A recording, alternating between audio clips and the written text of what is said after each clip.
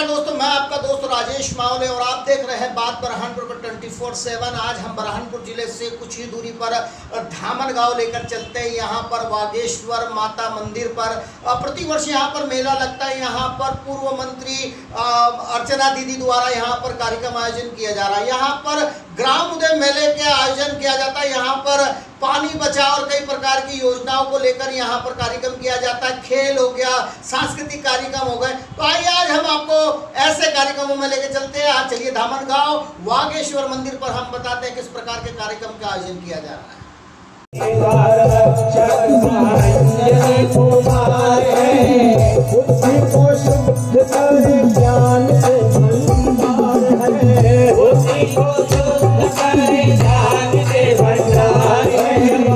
चल अब देश फिर मिलेगा ऐसा कंगना, चल अब देश फिर मिलेगा ऐसा कंगना।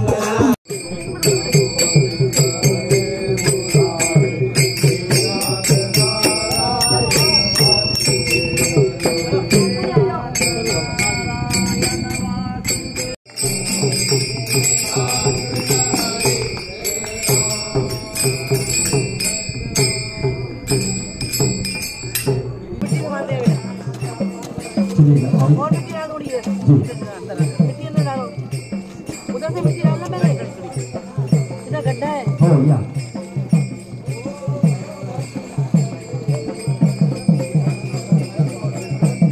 मटका और भिजवा देना अशोक भाई। हम सभी को मिलकर के चर्चा करने का सौभाग्य भी मिला। निश्चित रूप से जैसे कि अभी हमारे संतोष भाई ने भी बताया, चाहे अध्यात्म हो चाहे विज्ञान हो, बिना जल के सूना है। अध्यात्म में भी आपने बताई दी कि सर्वप्रथम कलश की पूजा ही हम हर क्षेत्र में करते हैं और कलश बिना जल के होता नहीं है। और कलश में ही कहते हैं सभी 33 करोड़ देवताओं का वास होता है। ये भी आवश्यक है। इसलिए इन 3 स्तरों पर हमको ये बात करनी पड़ेगी। पहला पर्सनल यानी परिवार, दूसरा प्रोफेशनल यानी अपना स्थान जहां पर भी है। अब मैं बड़े बड़े आजकल ऑफिस सामने अब लोग वो उसकी शीशे की बोतल फेंक देते हैं, उसको कम करना। प्लास्टिक की जो हवाई जहाज है उसमें नहीं बैठेंगे, हम तो विरोध करते हैं। अरे भाई, प्लास्टिक का विरोध करने का मतलब वो पानी की बाल्टी जो प्लास्टिक की हम यूज कि आज आजू बाजू के खेत के कुएं में पानी नहीं है। इस टेकड़ी के नीचे जो कुआं है उस पे 25 फीट पर पानी है।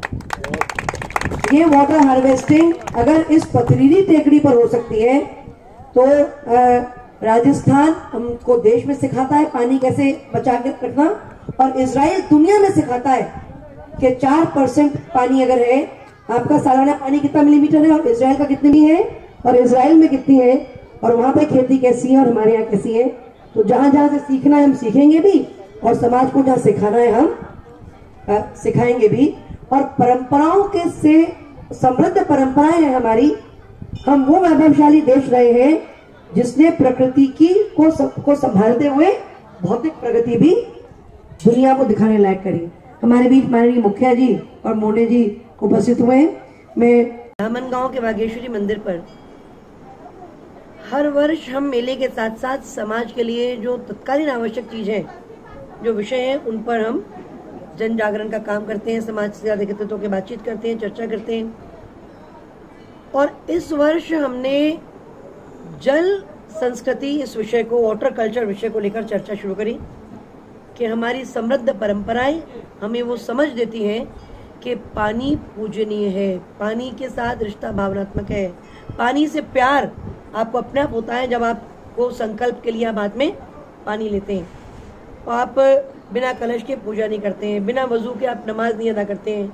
आप अभी हमारे एक सिंधी भाई ने कहा कि उनके तो ईश्वर झूलालाल भगवान ही जल से अवतरित हुए हैं। हमारे कई मुहावरे हैं, कई उक्तियां हैं, कई कहानियां हैं। ऐसी हमारे पेंटिंग्स, बच्चा पेंटिंग बनाता है तो वो कई बार सबसे पहले नदी बनाने के साथ ही पेंटिंग शुरू करता है। तो हमारे मन में, मस्तिष्क में, भाव में पानी के साथ रिश्ता भावनात्मक जुड़ेगा अगर, तो आदमी बूंद बूंद को सहेजने का जीवन जीने की ओर जाएगा। भारत में वो जीवन शैली युगों से टाइम टेस्टेड जीवन शैली है, जिसमें हम प्रकृति की पूजा करते हुए, प्रकृति का संरक्षण संवर्धन करते हुए हम सोने की चिड़िया भी बने। मतलब प्रकृति और भौतिकता का युद्ध नहीं, बल्कि प्रकृति और विकास एक साथ कैसे चल सकते हैं, वो दुनिया को अगर ये देश सिखा सकता है, तो पहले सबसे हमें इसका परिपालन करना अपने अपने जीवन में, व्यक्तिगत स्तर पर, परिवार के स्तर पर, समाज के स्तर पर, शहर के स्तर पर शुरू करना होगा। और गांव के स्तर पर भी इसको बारिश के पहले एक अभियान के तौर पर हम बुरहानपुर में इसे आगे बढ़ाएंगे कि गांव में हम समितियां बनाकर इसे सुनिश्चित करेंगे कि गांव में बरसने वाला पानी गांव से बाहर बहकर नहीं जाए और अनमोल मिट्टी को अपने साथ ना ले जाए। गांव की ढलान पर, डाब पर खेत कुंड बनाकर धरती में पानी डालें, क्योंकि धरती से हम पानी बहुत निकाल रहे हैं। हम थर्ड एक्वीफर का पानी भी सारा पी चुके हैं, नीचे जमीन पूरी सूखी है। अब हम जीरो ग्राउंड वाटर शहर और गांव ना बन जाएं, उससे पहले चेतें और जमीन में पानी डालने का क्रम तत्काल युद्ध स्तर पर एक इमरजेंसी के तौर पर ट्रीट करके उसको आगे लेना पड़ेगा। इसी प्रकार शहरों में रूफ वाटर हार्वेस्टिंग को हमें अपनाना चाहिए। और सारा संसार जंगल से है, वृक्षारोपण हर समारोह का, चाहे हमारी शादी की सालगिरह हो, बच्चे का जन्मदिन हो, चाहे पूर्वजों का स्मरण करने का विषय हो, चाहे नौकरी लग गई हो, चाहे कोई अचीवमेंट हो गई हो, और चाहे कोई दुखी क्यों ना हो गया हो, चाहे कोई ज्ञापन ही क्यों नहीं देने जा रहे हो, हर अवसर पर पौधा लगाएं, पौधा संभालें, पानी संभालें।